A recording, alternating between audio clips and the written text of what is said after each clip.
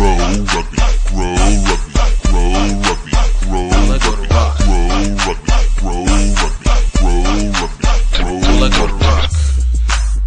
Welcome to another great episode of Grow Rugby. My name is Gifttime Ebelu, and I'm here to provide you with all your rugby news and information for this past weekend. I hope you guys enjoyed this weekend. It was the second strong week of college rugby. We even got a little bit of club. And you know what? As a result, we ended up having a great show today. We're going to go over a few scores that happened this weekend, some little bit of rugby news, and hopefully maybe a little something extra going afterwards. So, without any further ado, let us take a look at the scores from this past weekend. The two-time defending champions UCF Knights went down to beautiful Miami to take on the Florida International Panthers for the first round of the Florida Cup.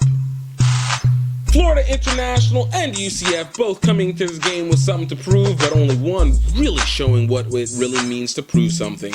Florida International taking first blood in this game as number 6 Nicholas Daniels made the first strike, running it out to the outside and breaking a couple tackles to be able to get the first score, putting FIU up 5-0.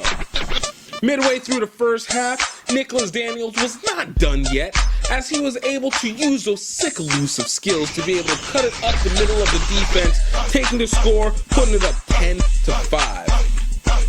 Enter into the second half, both teams up 10-10. Number 18, Santiago Lafizando, was able to crash it down inside to be able to give FIU the 19-10 lead in the middle of the second half.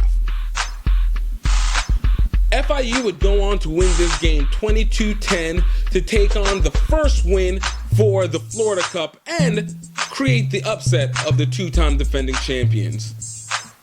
Taking it a little bit further up north, University of Kentucky hosted Vanderbilt University this weekend for both of their first games of the SCRC Cup schedule.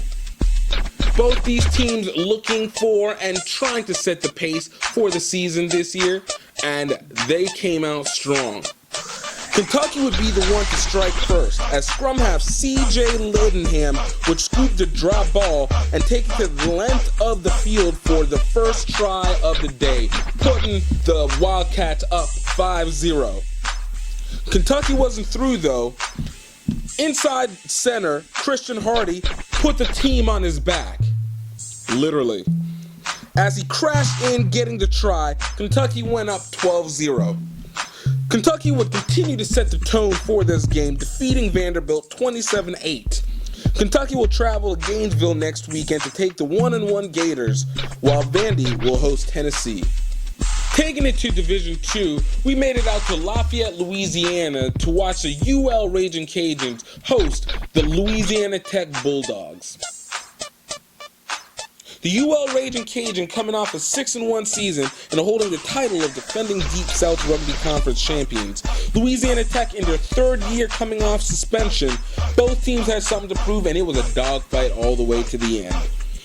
Tech scrum half Dylan Blair showed off his speed as he broke a 70-meter run for the first score of the day, putting Tech up 5-0 in the first half.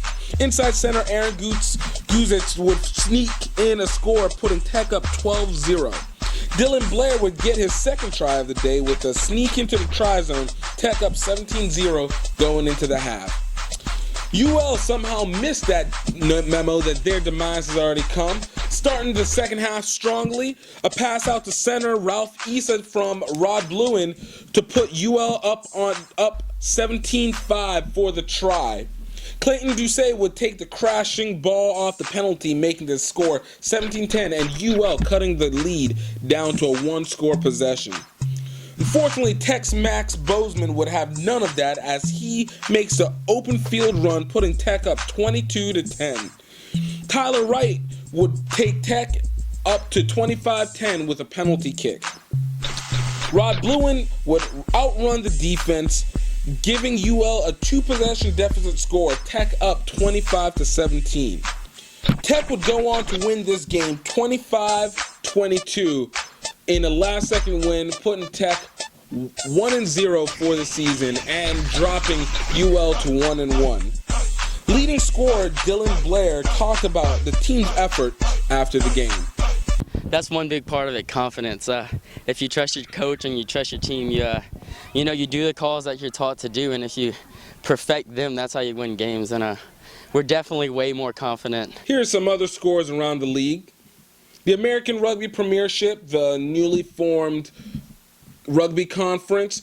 New York Athletic Club lost to Life University 32-29. For the Women's Premier League, Atlanta Harlequins defeated New York Rugby Club 41-5. In college D1-2A, LSU went to Starksville. Unlike the LSU football team, they were able to defeat Mississippi, leading scorers Cameron Falcon and Brendan Falcon for that game. Clemson was able to shut out Wake Forest 46-0. South Carolina shut out University of Georgia 72-0. In D2, Furman blew out College of Charleston 57-5. Tulane upset South Alabama 49-5. In women's rugby, Clemson took down College of Charleston 36-10. And Elon destroys UNC Greensboro 73-5. Taking it out to an international level, the HSBC World Series Sevens is coming closer and closer, and the USA Rugby 7 squad has begun to make their final decision on who's going to take those 12 spots for the Gold Coast Sevens taking place October 11th.